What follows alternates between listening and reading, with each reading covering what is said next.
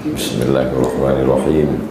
Assalamualaikum warahmatullahi wabarakatuh.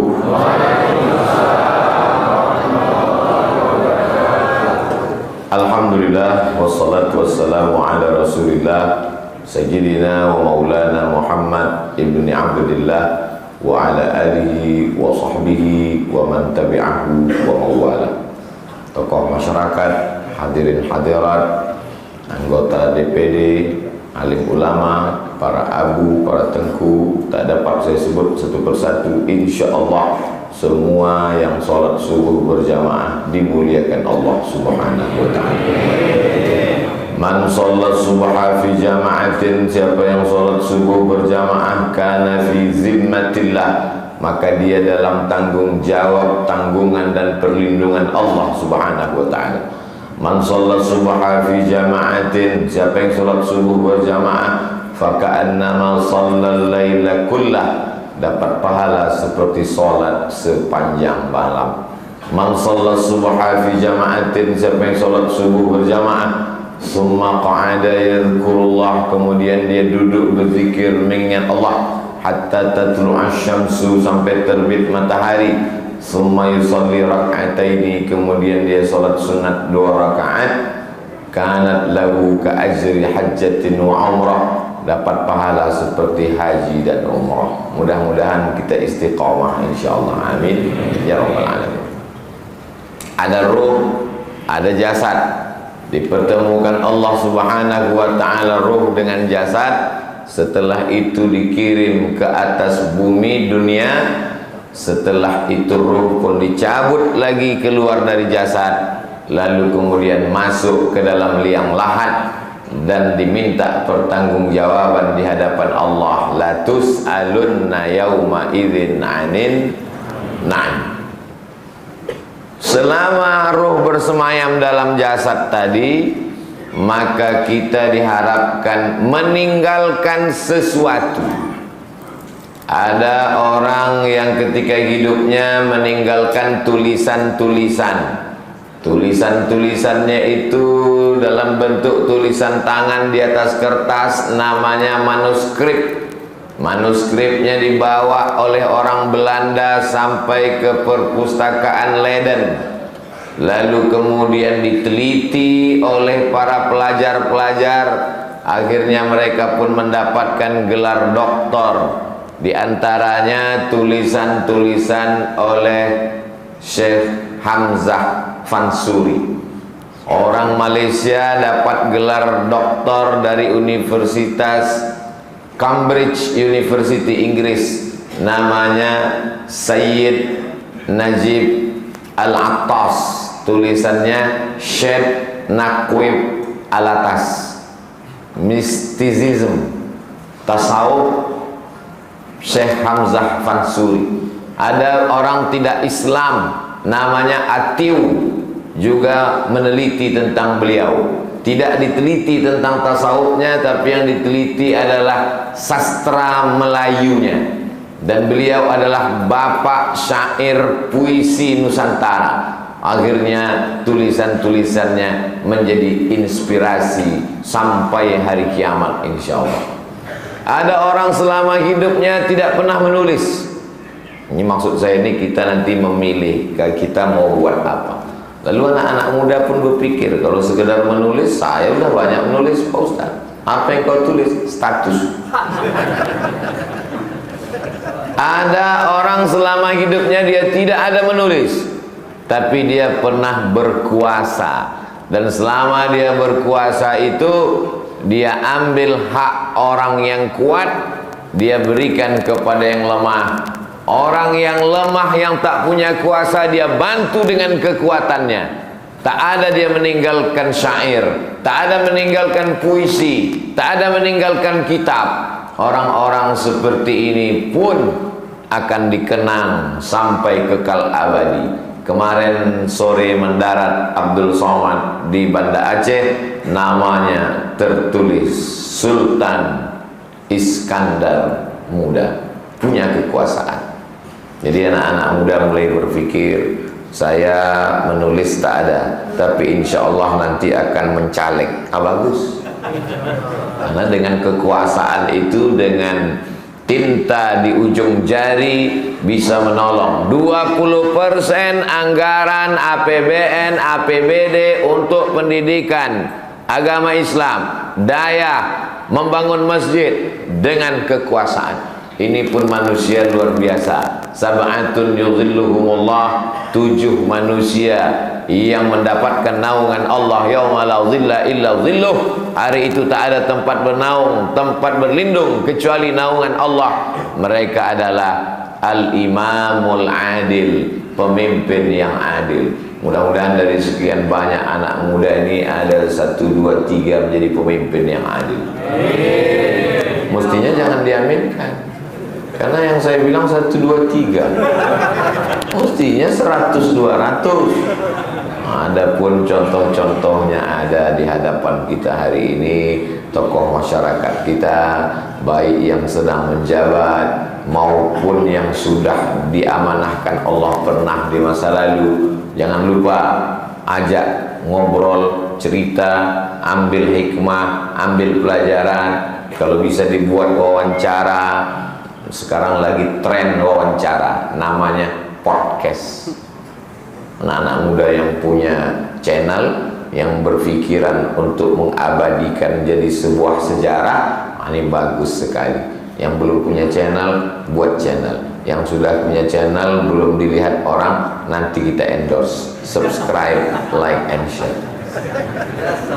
Ada yang meninggalkan tulisan, meninggal, mati, jasadnya hilang, tapi tulisannya kekal. Ada yang meninggalkan jabatan, menulis sejarah, meninggal, tapi pernah dia berbuat sesuatu untuk kemanusiaan, untuk Islam, untuk umat.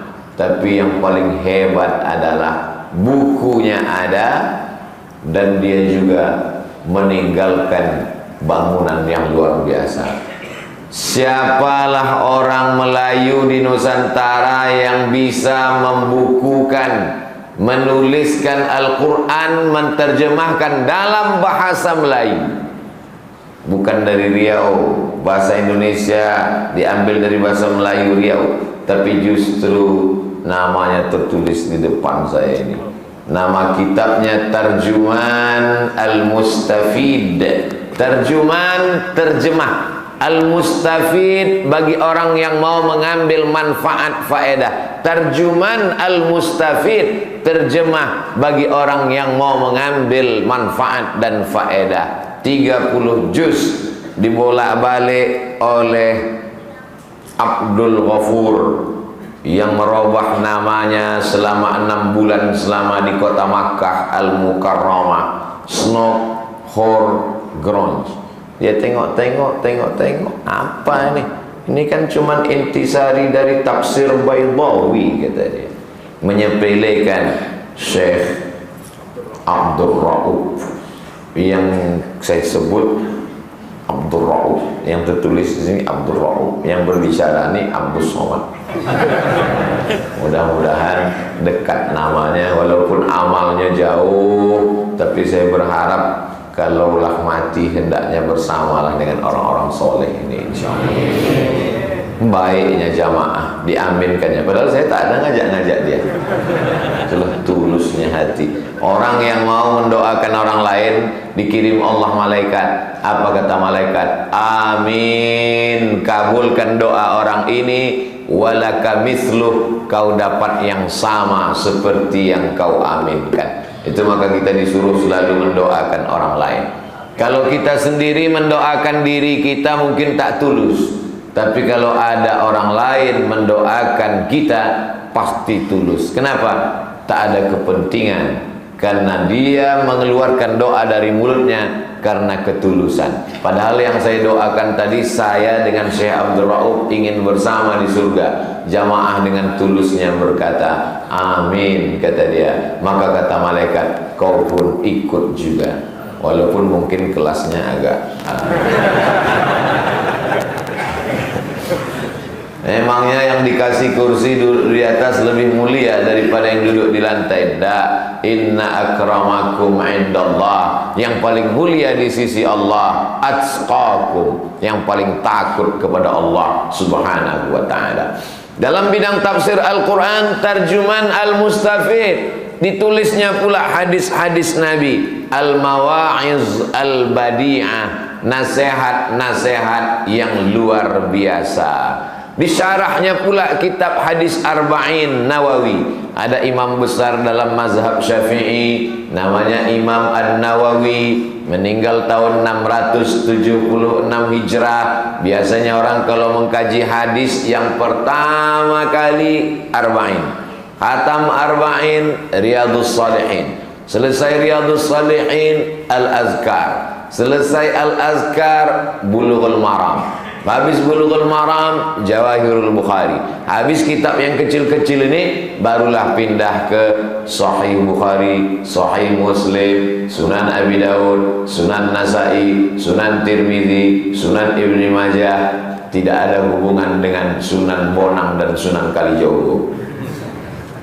Sunnah satu, dua sunnah, sunnatani, sunnah, sunan. Itu maka disebut dia dengan Sunan Abi Daud, karena sunnah yang ditulis oleh Imam Abi Daud, maka disebut dengan Sunan Abi Daud. Adapun Sunan Kalijogo, Sunan Wali Songo, itu diambil dari kata susunan, karena kalau dia berjalan jumpa tangannya disusun, menunjukkan penghormatan. Disusun, susunan, maka disebut. Mana tahu anak kita nanti nanya di rumah, ya, apa beda Sunan Ibni Majah dengan Sunan Bonang dan Sunan Gunung Jati? Tak usah tanya-tanya, banyak tanya, itu Yahudi. Karena dia tak bisa menjawab. Kalau satu itu sunnah, kalau dua sunnatani, kalau tiga namanya sunan. Datang ulama, disusunnya sunnah Rasulullah, maka disesuaikan dengan penyusunnya. Kalau yang menyusun namanya Imam Tirmidzi, maka disebut dengan Sunan Tirmidzi. Kalau yang menyusunnya Imam Darimi, disebut dengan Sunan Darimi. Adapun Sunan Gunung Jati, Sunan Kalijogo, Sunan itu adalah orang yang kalau berjumpa dengan mereka tangan disusun 10 jari, 11 dengan kepala, memuliakan, disebut dengan Sunan. Mereka meninggalkan tafsir. Ada tasawuf bukan cuman meninggalkan kitab. Beliau meninggalkan murid yang datang dari 3 arah. Datang muridnya dari arah timur Indonesia, Pulau Sulawesi, Makassar, seorang bernama Syekh Yusuf Al-Makassari. Makassar. Bayangkan itu dari Makassar. Saya saja dari Pekanbaru naik pesawat ke Cengkareng 1 jam 40 menit.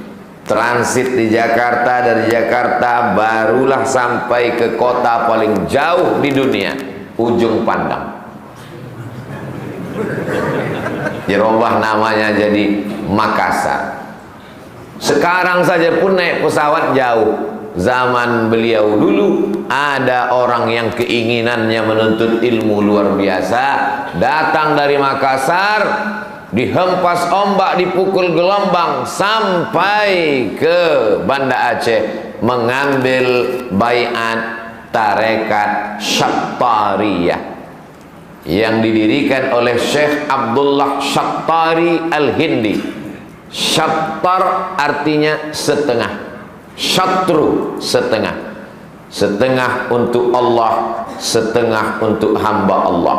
Syatiri, orang yang mengamalkan tarekat itu dengan tarekat Syattariyah. Abdullah Syattari Al-Hindi dari India, dan Syekh Abdul Rauf mengambil itu dari guru beliau di kota Al-Madinah Al-Munawwarah, Al-Imam Ahmad Al-Qushashi. Lalu kemudian turun kepada beliau Ibrahim Al-Qurani, turun kepada beliau, lalu turun kepada Syekh Yusuf Al-Makassari.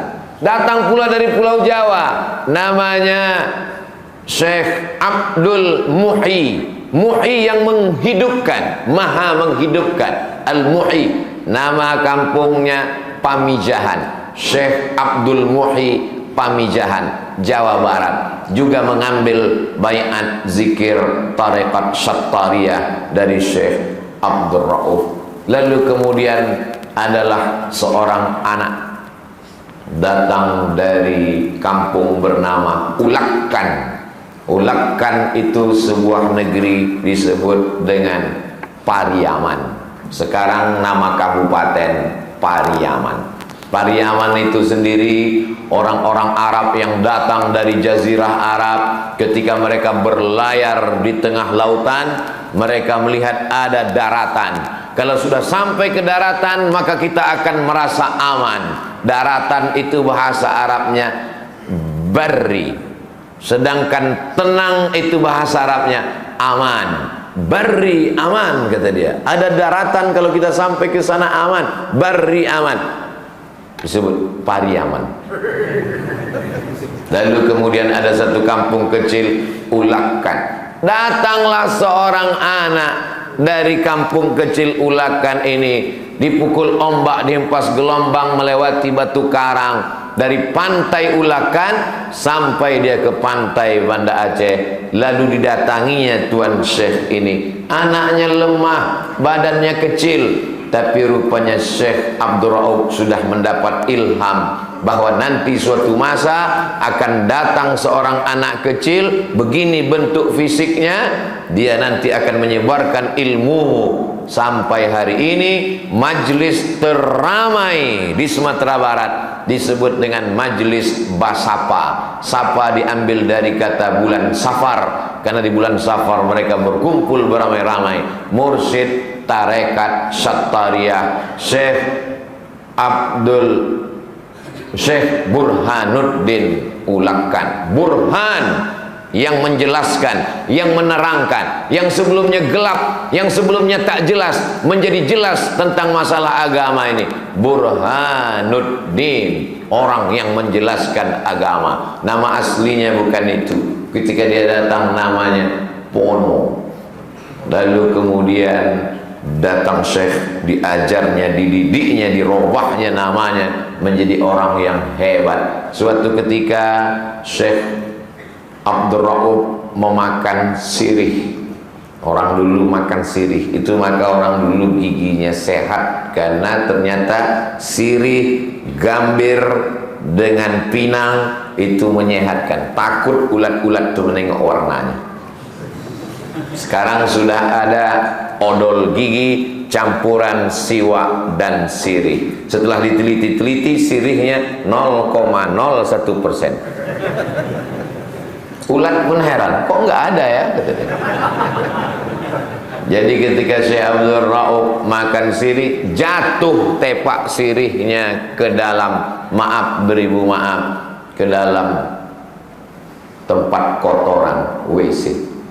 Murid-murid yang lain lari menjauh.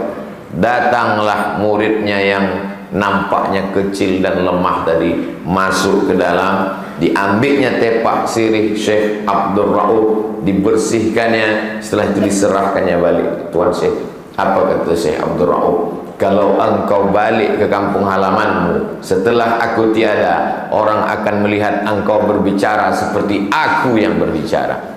Engkau akan mendapatkan hikmah ilmuku. Jadi sesungguhnya banyak ilmu itu bukan pada bacaannya, bukan pada tulisannya, tapi pada barokah guru. Hari ini itulah yang tak didapatkan orang, karena orang berguru dari Syekh Google dan Tengku YouTube. Beliau langsung belajar kepada Tuan Guru, barokah ilmu diperolehnya. Sampai hari ini namanya dikenang sepanjang zaman. Alhamdulillah kedua orang ini saya datangi makamnya. Syekh Abdul Rauf saya datang, Syekh Burhanuddin saya datang. Untuk Syekh Yusuf agak susah karena makamnya di Cape Town, Afrika Selatan. Allah Ta'ala ingin menunjukkan bagi yang menghina orang tasawuf, orang tarekat, Apa itu orang tarekat? Cuman berzikir dalam kelambu. La ilaha illallah. Kalaulah murid-murid Syekh Abdul Rauf hanya berzikir dalam kelambu, tak mungkin Belanda menangkap Syekh Yusuf Makassar. Syekh Yusuf Al-Makassari ditangkap karena melawan Belanda, karena orang tarekat tak takut mati. Mereka mengajar dan belajar, mutu qabla anta mutu, matilah kamu sebelum mati. Sebelum dia mati, dia sudah mati duluan. Dimatikan hawa nafsunya, digulung pakai kain kafan, ditalkinkan ke telinganya, la ilaha illallah. Jadi dia tak takut menghadapi Belanda. Mereka lah yang menteriakkan Allahu Akbar itu, sehingga Belanda lari pontang-panting. Allahu Akbar, kata dia.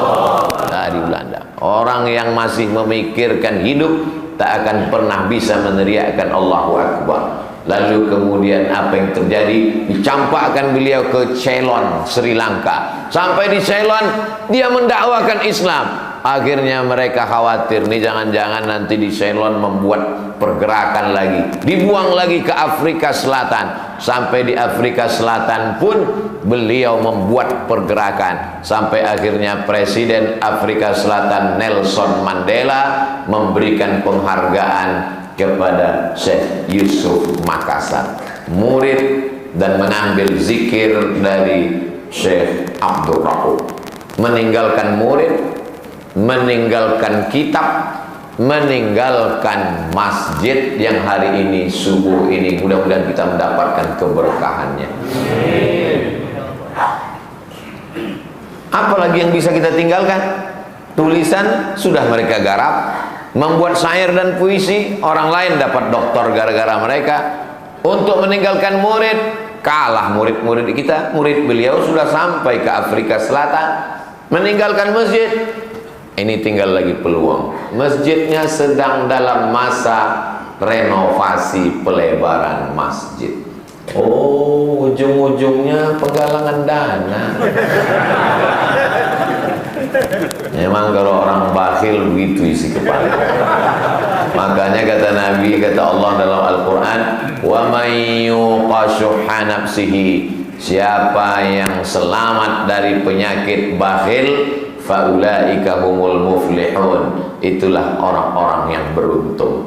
Datang saat menjumpai Nabi, ya Rasulullah, ya ummi matat, makku meninggal, apa atasaddaqu anha, kalau aku bersedekah pahalanya sampai tak untuk emakku? Kata Nabi, tasaddaq, bersedekahlah. Ayu sadaqatu afdal, sedekah apa yang afdal?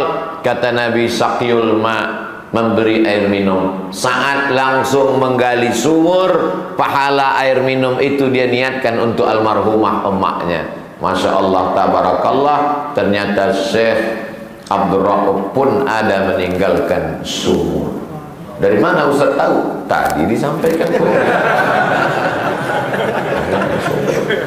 Ini pelajaran kita ambil. Tapi ada juga sebagian orang begitu disebut ada ulama meninggalkan sumur, langsung mengambil sumur untuk cuci muka. Pas tanya untuk apa? Biar glowing. Yang namanya barokah di air bisa ada. Imam Ahmad bin Hanbal mengusap mihrab. Mihrab Nabi itu tangganya 3, 1, 2, 3. Mimbar Nabi tempat khutbah itu tangganya 3, 1, 2, 3. Datang Imam Ahmad bin Hanbal mengusap bekas tapak kaki Nabi, habis itu diusapnya ke wajahnya, diciumnya. Orang bertanya, kenapa kau lakukan itu Imam Ahmad bin Hanbal? Tabarruk, mengambil barokah. Padahal jarak Imam Ahmad dengan Nabi, Imam Ahmad meninggal tahun 241 Hijrah di kota Baghdad. Barokah tidak hilang. Mudah-mudahan sedikit banyak kebarokahan Tuan Syekh Abdul Rauf melimpah pula ke kita insyaallah. Ustaz, dari mana kita tahu kita dapat barokah atau tidak? Tengok subuh besok. Kalau subuh besok masih ramai sholat berjamaah, berarti dapat barokah. Tapi kalau tidak ramai, berarti sekedar dapat streaming. Sampai jam berapa kita tausiah nih Ustaz? Sampai syuruk, terbit matahari, lewatkan 12 menit. Payah kami mau menengok matahari terbit, lewatkan pula 12 menit, kan payah menghitungnya. Mudah, tengok aja maghrib jam berapa. Maghrib jam 6.36. Berarti jam 6.36 kita sudah boleh sholat sunat isyraq. Cuman jam ini agak ikhtilaf antara yang di atas dan di bawah. 6.28, 6.26. Ikhtilafu ummati rahmah.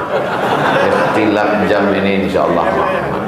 Kalau terjadi ikhtilaf 28 dengan 26, mana yang kita pakai? Pakai 26. Karena kalau kita pakai 29, mana tahu kurang 2 menit. Tapi kalau kita pakai 26, maka andai berlebih tak masalah. Lebih baik lebih daripada kurang. Begitu juga dengan duit tadi.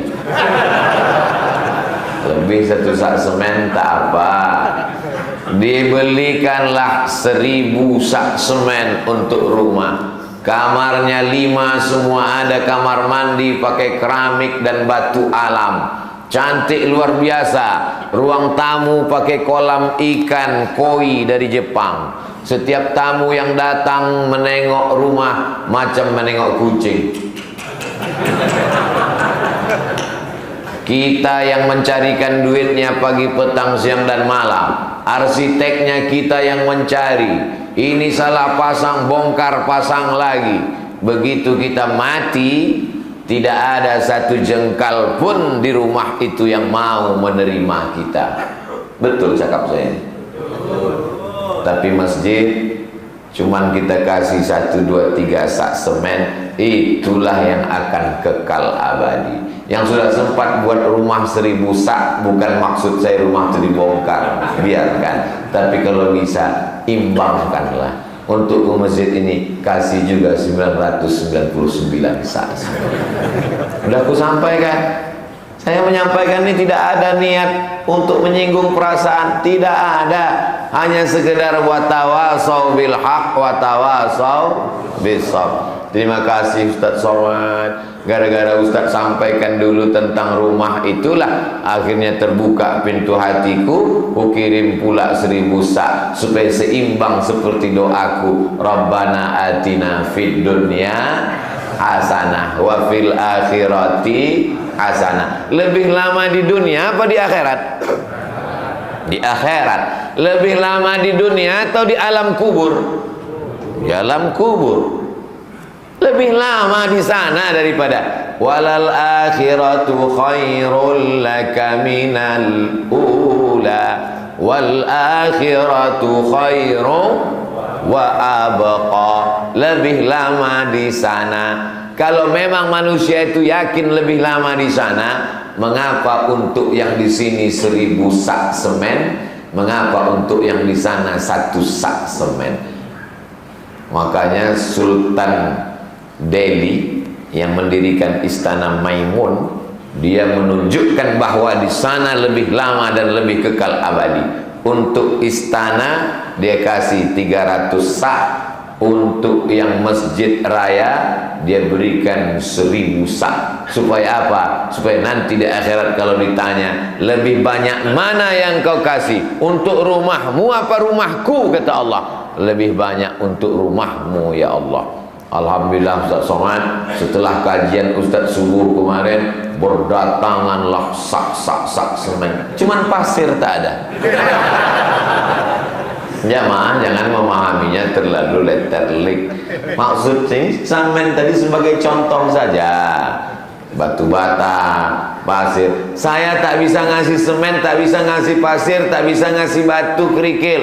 Tapi saya bisa bertukang. Saya mau ngasih tenaga Pak Ustadz. Likulli sulama minkum sodaqah. Setiap tulang-tulang sendi ini ada sodakohnya. Yang tak bisa ngasih sodakoh, benda, materi, duit, semen, batu bata, kerikil, datang, ikut ngecor, ikut menyiram, ikut memikul, ikut mengangkat, ikut menggambar, arsitek.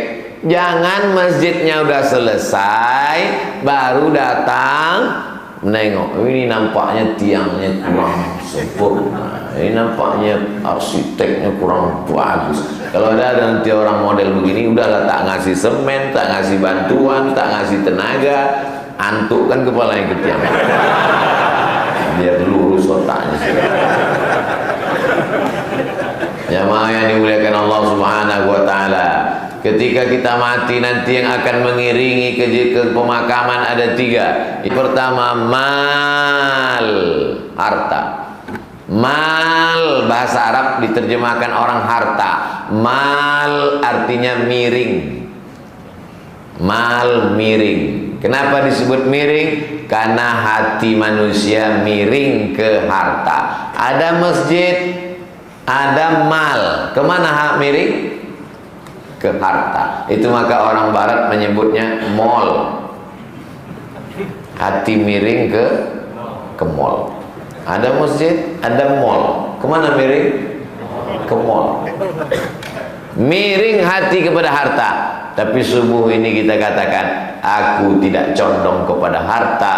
Yang mengiringi kita yang pertama malu. Kalau ada mobil mewahnya, ikut dibawa. Kalau ada selimut tebalnya, ikut dibawa. Yang kedua ahluhu, istri, suami, anak, menantu, kawan, sahabat, ikut mengiring. Tapi keduanya ini yarji'usnani, kedua-duanya ini akan pulang ke rumah. Istri hanya sekedar menangis di tepi liang lahat. Abang, kenapa kau pergi duluan? Orang pun bertanya berbisik, kenapa kuat betul kau menangis di pintu liang lahat tadi? Utangnya banyak. Rupanya kredit belum lunas. Yarji'usnani, istri, anak, menantu, kawan, sahabat pulang. Lalu kemudian harta benda mobil dibawa pulang. Wa yabqa wahidun, yang tinggal cuma satu. Apa dia? Wa amaluhu. Kalau mau liang lahat itu lapang, wakafkanlah tanah untuk membangun pondok pesantren. Peletakan batu pertama oleh Al-Mukarram Ustadz Abdul Somad, pesantren Insan Qur'ani. Wow.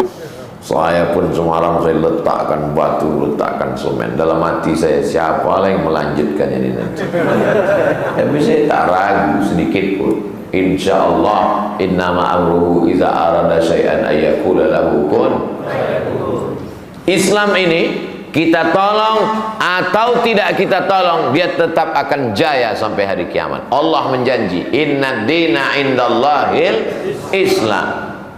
Al-Islamu ya'lu, Islam tinggi wala yu'la alaih. Tak ada yang lebih tinggi daripada Islam.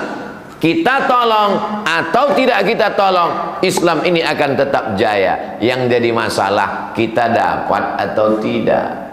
Berapa ratus tahun Syekh Abdul Rauf sudah meninggal, masjidnya tetap tegak berdiri, sumurnya tetap mengalir. Sumur yang lain tersumbat, tertutup, mati. Sumur bor yang di puluhan meter pun mati.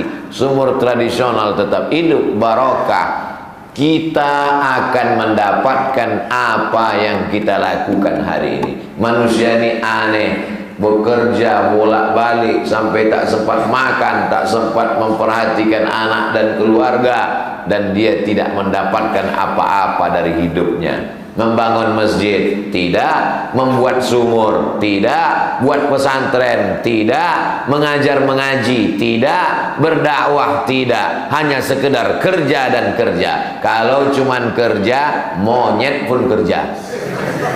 Bukan kata saya, kata Buya Hamka, Haji Abdul Malik Karim Amrullah.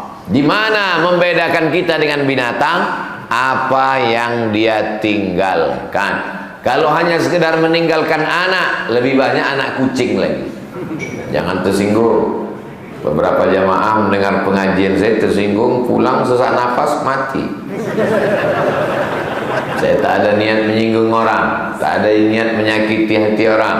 Hanya mudah-mudahan kalau kata yang saya pilih itu tepat, melekat ke hatinya, dia ingat, lalu kemudian dia berubah. Ayyahdiyallahu bika rajulan wahidan, satu orang dapat hidayah karenamu, khairum min humurin na'am, lebih baik daripada kau memiliki seekor unta yang merah, kendaraan termahal zaman Nabi Muhammad sallallahu alaihi wasallam. Ustaz Somad bisa datang ke perusahaan punya kami. Saya ke masjid biasa, tapi untuk datang ke perusahaan untuk apa? Untuk menyerahkan bantuan beras. Apa nama perusahaannya? Ainikuwa. Nah, ini yang ada di depan saya. Dipanggil saya ke Medan untuk menerima 1000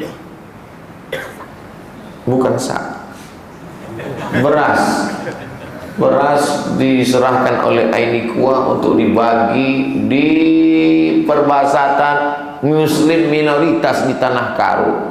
Saya menerima, lalu kemudian dibawalah beras ini, sumbangan dari Ainikuwa. Airnya dapat, dibacakan doa, untungnya dapat, dibelikan ke beras.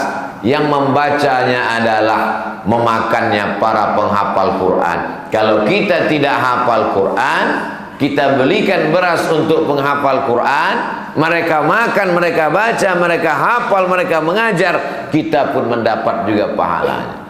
Tapi jangan gara-gara ini nggak baca Quran lagi. Apa saya tengok tak pernah baca Quran. Saya 3 kilo tiap bulan Pak Ustaz. Cukuplah itu, sudah saya wakilkan enggak. Oh tak bisa. Kita tetap beramal. Amal inilah yang akan menjadi bekal kita menghadap Allah Subhanahu wa ta'ala.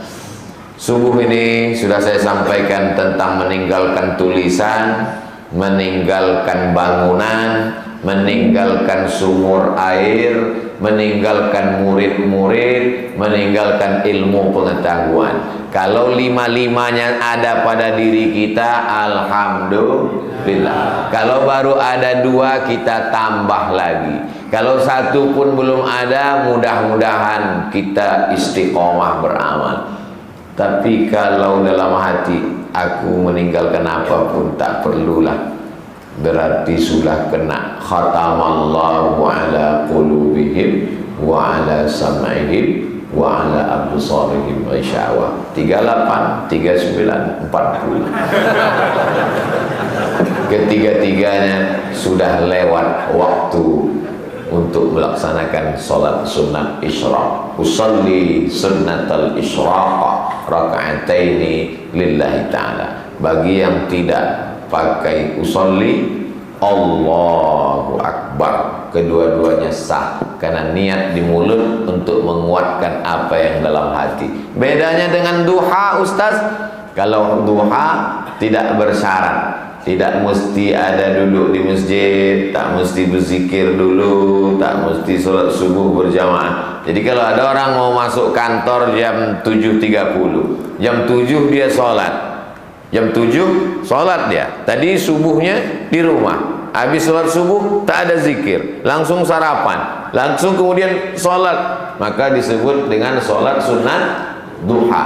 Tapi kalau cukup 3 syarat, sholat subuhnya berjamaah, duduk berzikir sampai terbit matahari, sholat sunat 2 rakaat, maka disebut dengan sholat sunat isyraq. Hadisnya hadis hasan dalam kitab Sunan At-Tirmidzi. Pahalanya kanat lahu ka ajri hajjatin wa umrah, dapat pahala seperti haji dan umrah, tamah, sempurna, sempurna.